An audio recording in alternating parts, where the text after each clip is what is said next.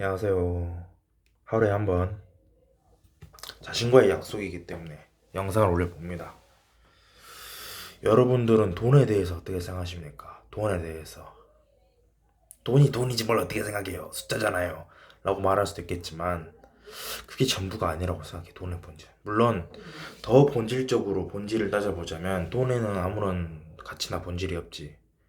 무언가를 정량적으로 평가하기 위해 수치를 매긴 동그라미나 네모일 뿐인 거지. 돈 자체에는 아무런 의미가 없긴 해. 근데 우리 인류 사회는, 그러니까 현실 세계라고 하자. 외계인은 아직 있는지 없는지 모르니까 인류 사회는 현실 세계라고 그냥 그렇게 등호로 퉁쳐버리자. 인류 사회는 돈으로 돌아가는 사회잖아. 그러니까 위조 지폐를 만들었을 때 들키면 심하면 사형까지 받는 것도, 사형수들한테 줄 월급은 어디서 나오며, 전기를 생산하는데 그 전기 설비 공업자들에게 줄 월급은 어디서 나오며, 이런 뒷 배경이 있기 때문이라는 걸 세상 사람들이 잘 모르는 것 같습니다. 내가 오늘 돈의 속성이라는 책을 읽었거든. 돈의 속성이라는 책을 읽었는데 김승호라는 사람이 쓴 책인가 본데, 뭐 하는 사람인지는 모르겠지만 돈의 속성은 참 감명 깊게 읽은 것 같습니다. 이 책에서 처음으로 나온 명제가 돈은 인격체라는 거야.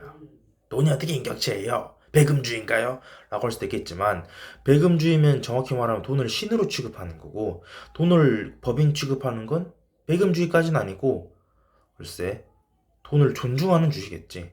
돈을 숭배하는 건 당연히 병신 같은 사고방식이지만, 배금주의는 병신 같은 사고방식이지만, 돈을 존중하는 것까지는 경영자로서, 경제학자로서, 투자자로서 나름 괜찮은 사고방식이 아닌가. 왜? 사람은 모든 걸 자기 잣대로 보기 때문에, 뭐 이런 말도 있잖아. 프로타고라스인가?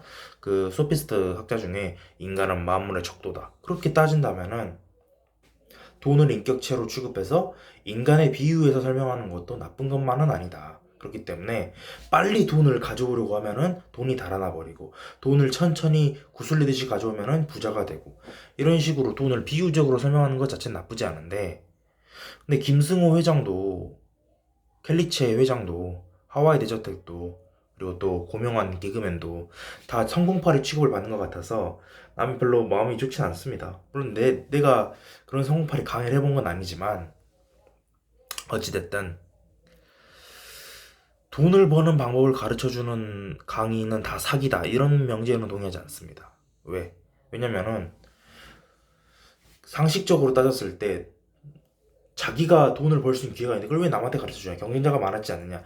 이거는 거시경제의 원리를 전혀 이해하지 못한 바보들의 논리입니다. 세상은 그런 제로섬 게임이 아니야. 내가 부자가 되면 누군가는 가난해질 수밖에 없다라는 사고방식은 인류 사회의 다층적인 면을, 다면적인 부분을 전혀 이해하지 못한 병신들의 사고방식이라는 거야. 예를 들어서 계속 소비를 아끼면은 부자가 될까? 절대 부자가 못 됩니다.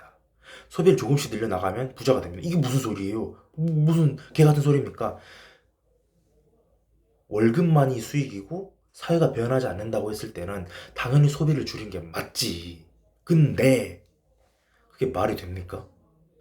월급 빼고 다 오르는 사회에서도 누군가는 자기 자신을 희생하면서까지 소비 심리를 완화시켜야 한다는 거야. 증가시켜야 한다는 거야. 소비 심리가 위축되면 그거는 사람들이 서로를 잡아먹게 만드는 소리입니다. 무슨 말인지 이해를 못하면 그런 사람은 끌어당기며 어차피 비판할 자격조차 없는 거야. 돈이 어떻게 굴러가는 자격이 없는 사람이 어떻게 성인이겠냐. 성인이라는 건 그러니까 마르크스도 이렇게 말했잖아. 뭐 정치, 사회, 윤리, 문화 이런 것들이 모두 경제가 기반이 되어야만 상부로 존재할 수 있는 거지, 가장 하부에는 경제가 있어야만 한다. 이게 마르크스가 주장했잖아. 고등학교 사회문화에서는 계급 이론과 계층 이론으로 나뉩니다. 계급 이론은 모든 걸 돈으로 판단하면 계층 이론은 다면적으로 판단하는데, 물론 계급 이론에 비해서 계층 이론이 좀 더 진보적인 사고방식이긴 하기 때문에 계급 이론은 이미 폐기되긴 했지만, 그럼에도 불구하고 나는 지적 대화를 위한 넓고 얕은 지식에서 나왔던 것처럼, 이 책에서 나왔던 것처럼 모든 걸 경제라는 하부 구조에 기반을 둬서 인간 사회의 문과적인 것들 모두 돈으로 선언시켜 설명하는 건 나쁘지 않다고 봅니다. 물론 돈이 인생의 전부는 아니야. 인생의 전부는 아니지. 인생의 전부는 마음이나 평화나 사랑이나 인문학이 있는 거니까. 하지만 돈이 세상의 전부는 맞습니다.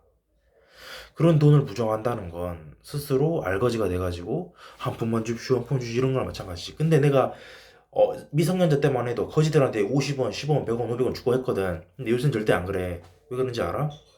그 새끼들이 돈을 어디에 쓰는지 보면 참담합니다. 바로 소세지 사 먹는 데 쓰거나 자기 일진한테 갖다 바치거나 거기도 계급이 있다고. 거지들도. 내가 투자한 돈인 50원, 500원이 그런 데에 쓰인다는 걸 보잖아? 그냥 그 새끼 창자를 끄집어내고 싶다. 그 거지 새끼를. 무슨 말인지 알아? 이게 거지를 혐오하자가 아니야.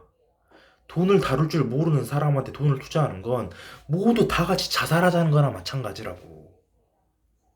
세상은 제로섬 게임이 아니라니까. 그러니까 시크릿은 이렇게 말하잖아. 끌어당기면 어쨌건 우주에서 부가 불어나서 불러 들어옵니다.